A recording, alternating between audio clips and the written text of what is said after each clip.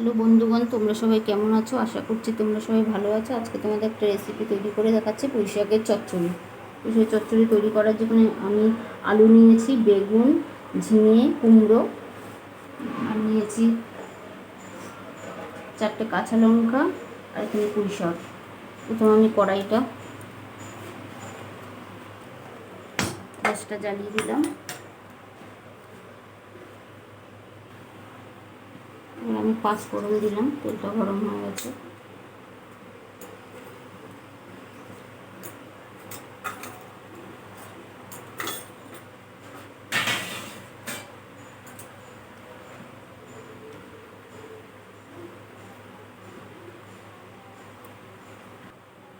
এবার আমি আলুগুলো, তেলটা হয়ে গেছে, এবার আমি আলুগুলো দিয়ে দেবো।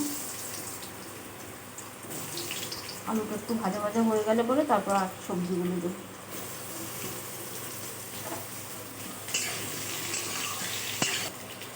এবার আমি আর সবজিগুলো সব দিয়ে দেবো, দিয়ে একটু ভেজে নেবো, তারপর পুঁই শাকটা দেবো। আবার নুন দেবো, এবার মতো নুন আর হলুদ দিয়ে ভেজে নেব।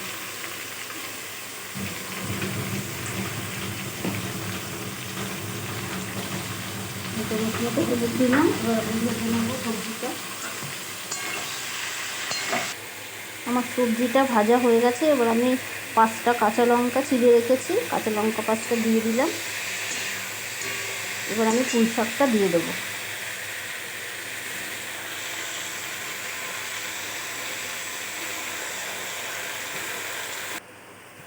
পুঁই শাকটা দিয়ে দিয়েছি, আর পুঁই শাকের ডাঁটাগুলো আমি কুকারে একটা সিটি দিয়ে নিয়েছি যাতে তাড়াতাড়ি হয়ে যায় সিদ্ধ।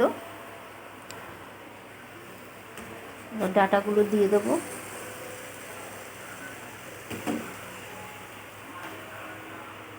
পরিমাণ মতো নুন দিয়ে দিচ্ছি।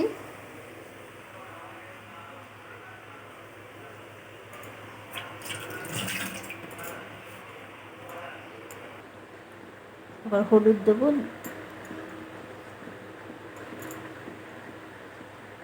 3 চামচ মতো হলুদ দিয়ে দিলাম।